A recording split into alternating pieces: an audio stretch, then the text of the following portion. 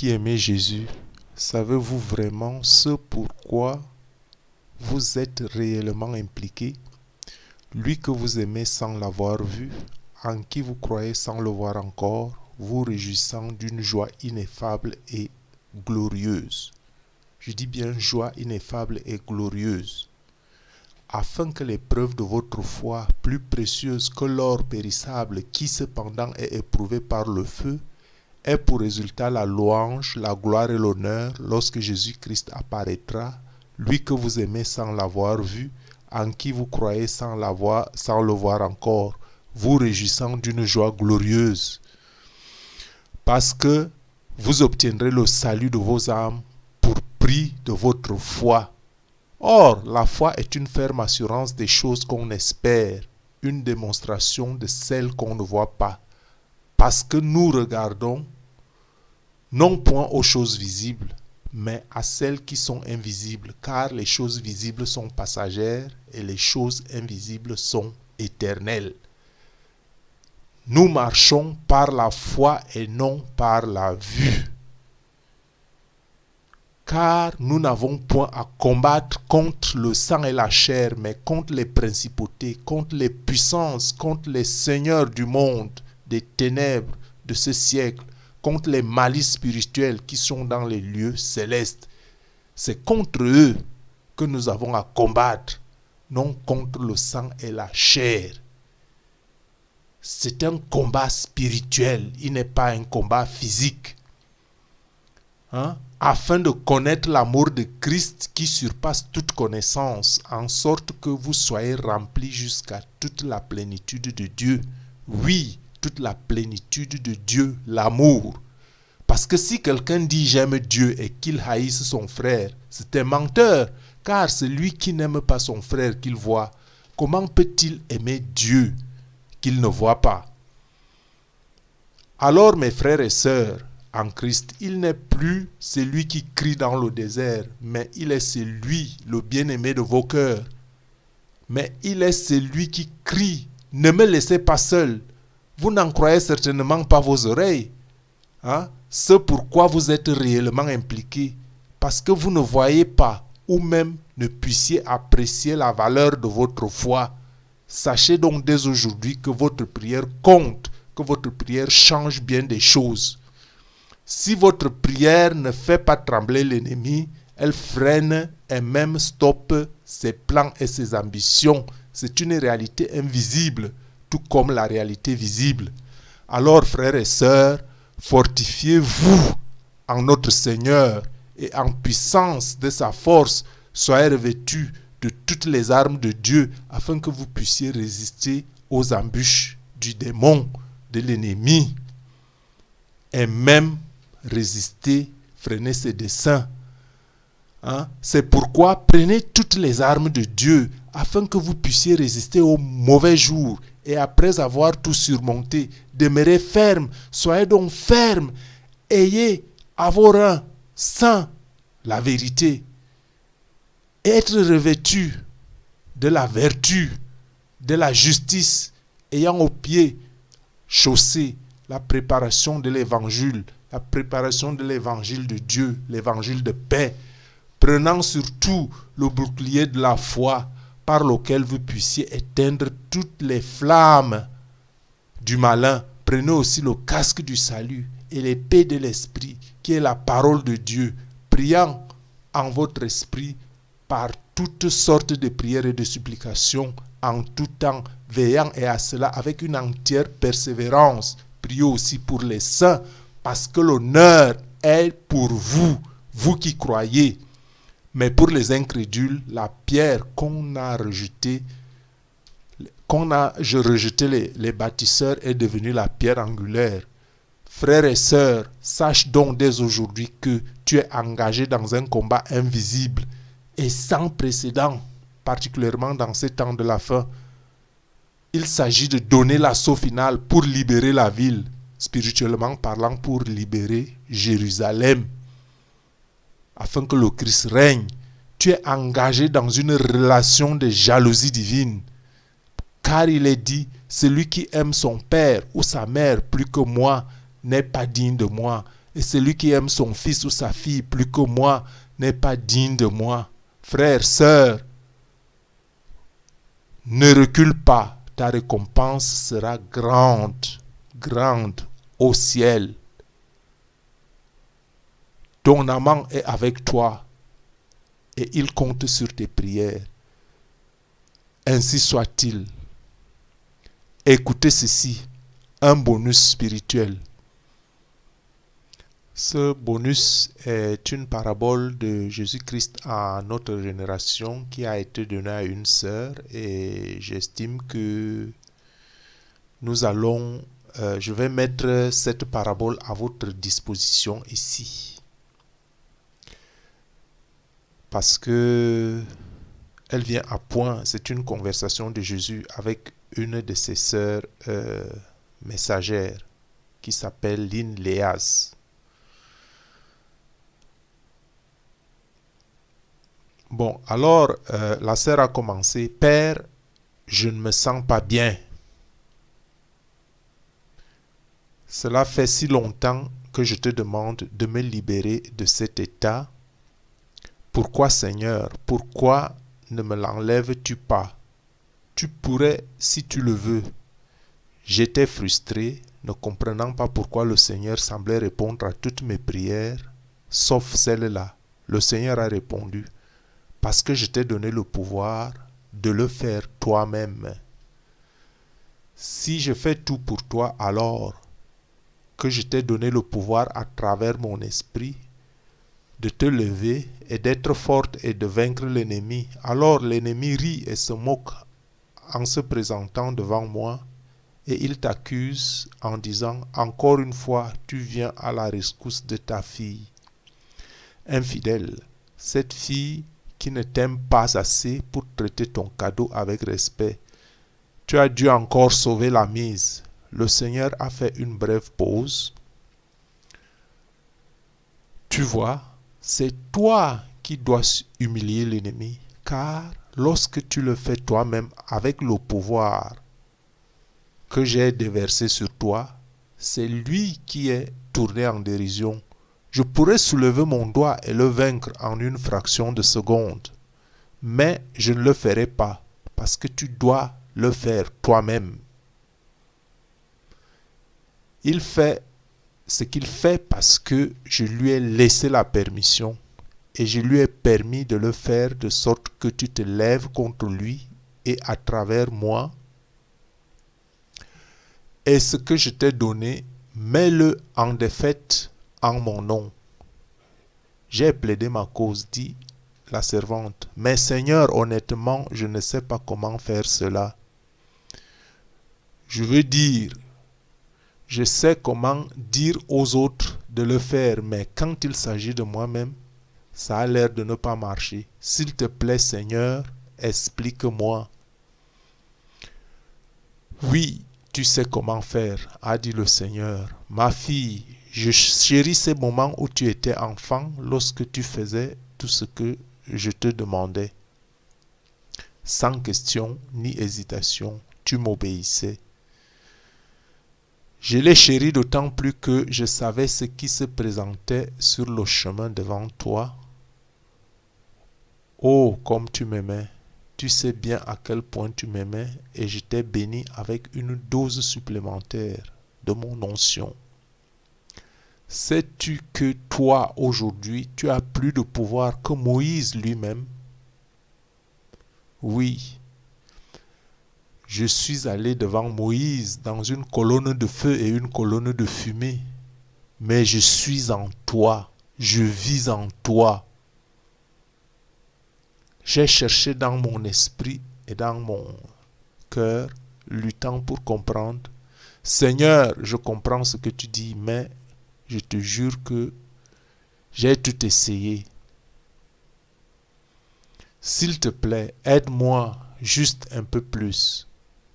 Sa voix s'est adoucie. Laisse-moi t'expliquer. Imagine que ta fille ne cesse de te désobéir et qu'elle soit rebelle dans sa façon de vivre. Chaque fois qu'elle se retrouve dans le pétrin, elle vient à toi Maman, s'il te plaît, aide-moi. Je t'aime, maman, aide-moi. Et donc, à chaque fois, tu la sauves de la situation dans laquelle elle s'est empêtrée, qui font d'elle la risée d'individus malfaisants. Oh, la maman rapplique à nouveau pour sauver sa stupide fille qui n'aime même pas sa mère et n'a aucun respect pour elle. Ha ha ha.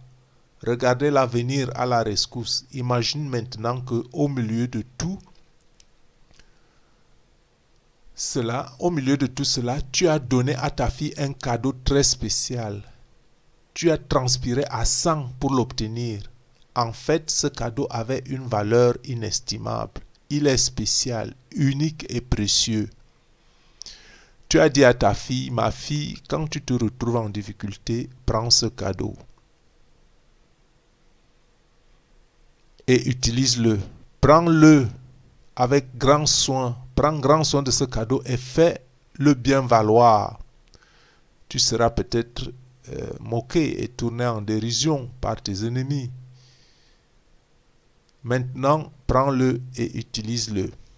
Mais au lieu d'utiliser ce cadeau rare et spécial qui vaut bien plus que n'importe quelle autre somme d'argent, ta fille l'a jeté par terre puis l'a mis hors de sa vue, dans son placard, l'enterrant sous les ordures et les vêtements. Malgré tout, elle a continué de t'appeler quand elle avait des problèmes. « Maman, j'ai besoin de ton aide. S'il te plaît, viens me sauver. » Tu lui as alors dit, ma fille, qu'est-il arrivé au précieux cadeau que je t'ai offert? Qu'est-il arrivé? Tu ne l'as donc pas utilisé comme je te l'ai dit de faire. Je t'ai donné le pouvoir de t'aider toi-même avec ce précieux cadeau. Vois-tu mon enfant? Elle a caché le cadeau comme s'il était sans valeur. Quelque part, quelque chose de si cher que tu as dû littéralement transpirer à 100 pour l'obtenir. Elle l'a enseveli quelque part sous les ordures. Elle l'a traité avec négligence. Tu es blessé parce que cette chose a tant de valeur. Hein? Mais elle ne l'a même pas utilisé. Il brille puissamment sous les vêtements et les ordures, mais elle ignore son appel. J'ai réfléchi profondément, dit la servante, mais j'avais une autre question. Oui, mais Seigneur, si c'est si évident et que tout ce qu'elle a à faire, c'est de le saisir, alors pourquoi ne l'a-t-elle pas tout simplement emporté avec elle? Seigneur, comment puis-je saisir ce cadeau que je possède? S'il te plaît, dis-le-moi. Ma fille, te rappelles-tu que je t'ai dit que l'ennemi ne pouvait pas toucher ce cadeau?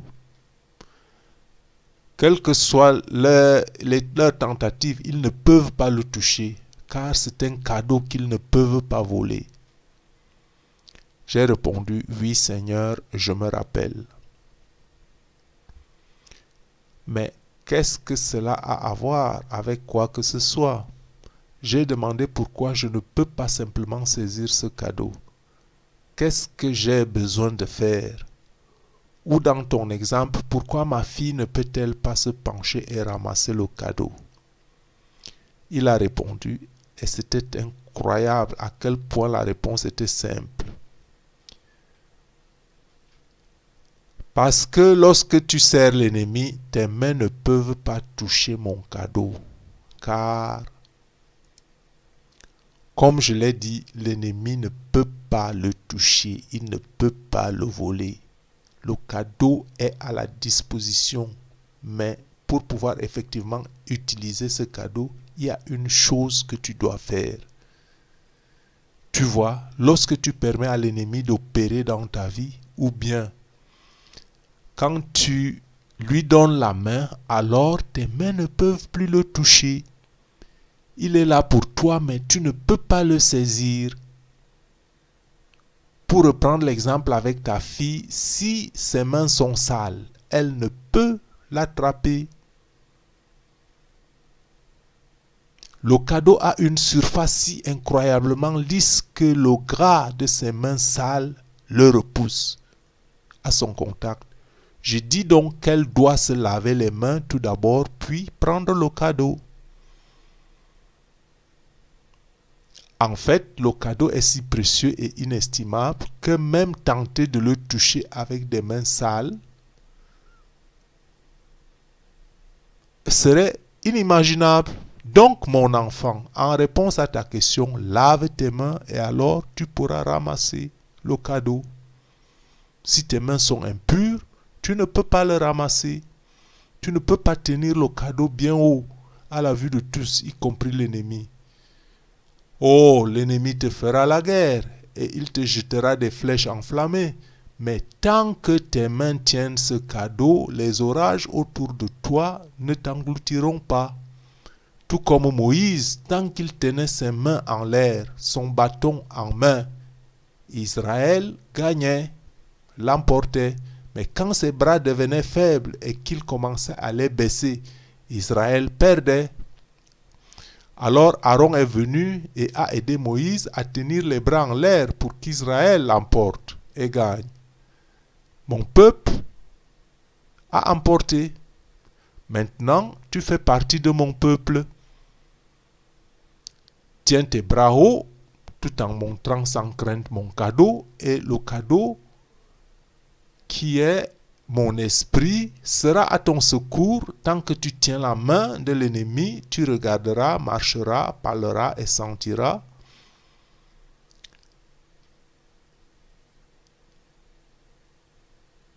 Comme l'ennemi, et donc tu ne pourras pas prendre ce précieux cadeau que je t'ai confié. À tes soins avec une grande attention. J'ai enfin commencé à comprendre alors, dit la sœur, qu'il poursuivait. Sais-tu quelles sont les choses que tu touches et qui rendent tes mains sales? Je le savais. Oui, Seigneur, je le sais. De quoi s'agit-il? Il a rapidement répondu avec passion et fermeté dans sa voix. Alors, lave-toi les mains et sois ma fille à nouveau. Abandonne la saleté et ne touche plus rien d'impur. Répands-toi et lave-toi de cela. N'ai-je pas ordonné, tu n'auras pas d'autre Dieu devant toi? Cela m'a percuté de plein fouet. Oui, Seigneur, c'est ce que tu as ordonné. Alors, tu te souviens la semaine passée quand tu es venu à moi en colère parce que quelqu'un dont tu te soucies t'a blessé? Cette personne t'a blessé parce que dans ses choix, elle a placé quelque chose d'impie avant toi. Elle a mis cette chose en priorité avant que toi et ta relation avec elle. Tu t'es alors assise et tu as dit à cette personne à quel point tu étais blessé, qu'elle puisse avoir plus d'amour à faire cette chose en question que d'amour pour toi. Aussi parce que cette chose qu'elle faisait te blessait personnellement. Et tu te souviens comme tu as été dégoûté lorsque tu as vu cette personne asservie par cette chose, comme elle semblait faible. Tu te rappelles de tout cela?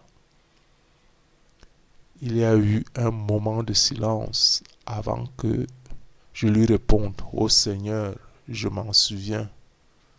Donc, vous voyez, frères et sœurs, une parenthèse ici, c'est vivre dans la promiscuité, par exemple, avoir un comportement séducteur, s'apprêter selon les standards provocateurs du monde, dissimuler sa foi et chercher l'approbation du monde, être plongé dans les activités et distractions du monde, passer la plupart de son temps avec ceux qui rejettent ou ignorent le Seigneur. Celui qui pratique ces choses donne en fait la main au malin.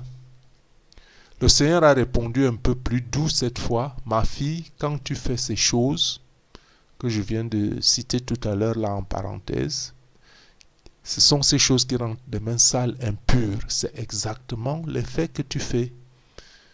Ne me dis jamais que tu m'aimes plus que tout quand tu sers d'autres dieux avant moi. Maintenant, redresse-toi avec le pouvoir que je t'ai donné et lave-toi les mains. Dresse-toi face à l'ennemi et aie l'audace de lui dire « Je sers le Dieu d'Israël. Je n'ai rien à faire avec toi au nom de Jésus-Christ. » Quand tu dis ça à l'ennemi, tiens-toi face à lui et crie et gronde-le. Alors sois ma fille et je serai ton père. Tandis que j'observais ces paroles, dit-elle, j'ai ressenti la chair de poule gagner tout mon corps. Seigneur, mais c'est si difficile. J'ai vraiment envie de faire tout ce que tu dis. Je veux te plaire. Comment puis-je faire cela de façon à te plaire? Jésus a répondu, ma fille, quand j'ai porté la croix ce jour-là,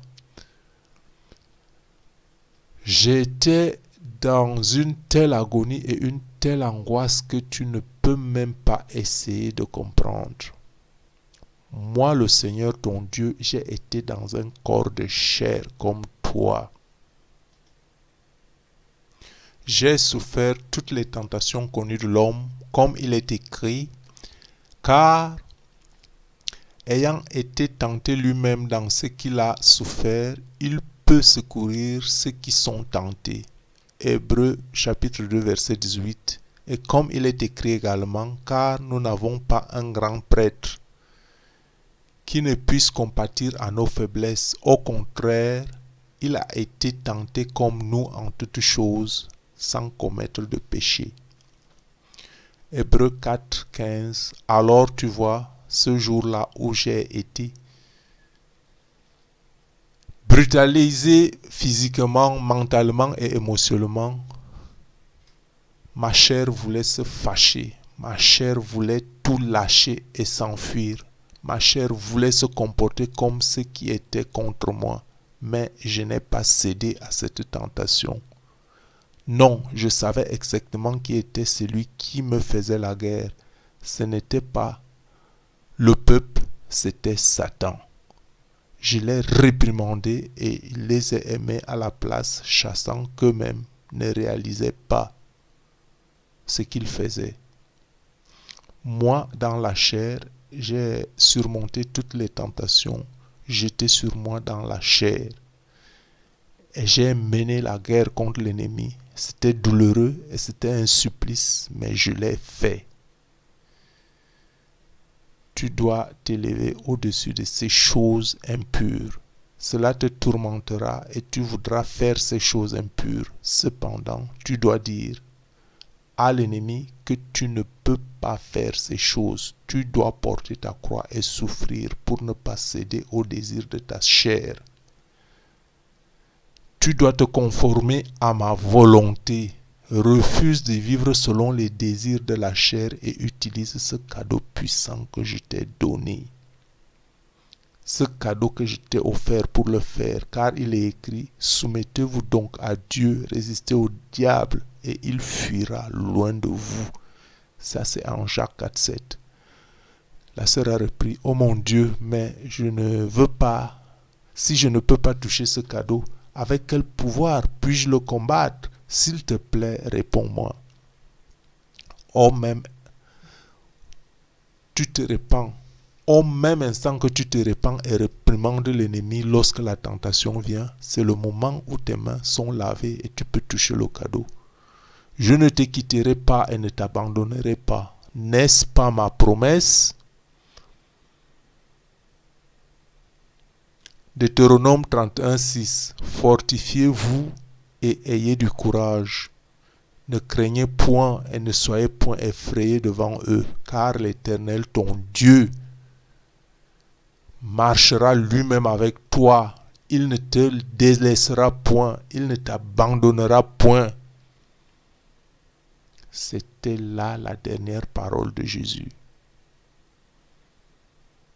Récapitulons donc les enseignements de cette parabole. Quelle bénédiction le Seigneur a-t-il gagné sur la croix pour nous au prix de son sang? Versets sont très doux. C'était la vie éternelle. Oui, la vie éternelle. Comment se manifeste-t-elle? Par son Saint-Esprit immortel qui vit en nous. ce qui fait de nous des enfants de Dieu. Quel pouvoir son esprit nous donne-t-il contre nos ennemis? Le pouvoir de vaincre l'ennemi. Le pouvoir de vaincre l'ennemi, frères et sœurs. Quel pouvoir son esprit nous donne-t-il contre nos oppressions? Le pouvoir de les vaincre. Les Écritures nous disent en effet, ce n'est ni par la puissance, ni par la force, mais c'est par mon esprit, dit l'Éternel des armées. Un jour, tout genou pliera et toute langue confessera que Jésus est le Seigneur de tous. Zacharie 4:6, Romains 14:11, Philippiens 2:10. Soumettez-vous donc à Dieu, résistez au malin et il fuira loin de vous. Jacques 4:7. Je puis toutes choses en Christ. Je puis toutes choses en Christ qui me fortifie. Or, chers frères et sœurs, quel était donc le cadeau dans cette parabole de Jésus? Oui, le cadeau c'était l'Esprit Saint. Sachant que cadeau en anglais se dit gift, ce qui veut dire donc. Oui, le Seigneur nous fait don de son Esprit, ce qui est la plus merveilleuse des bénédictions. Amen.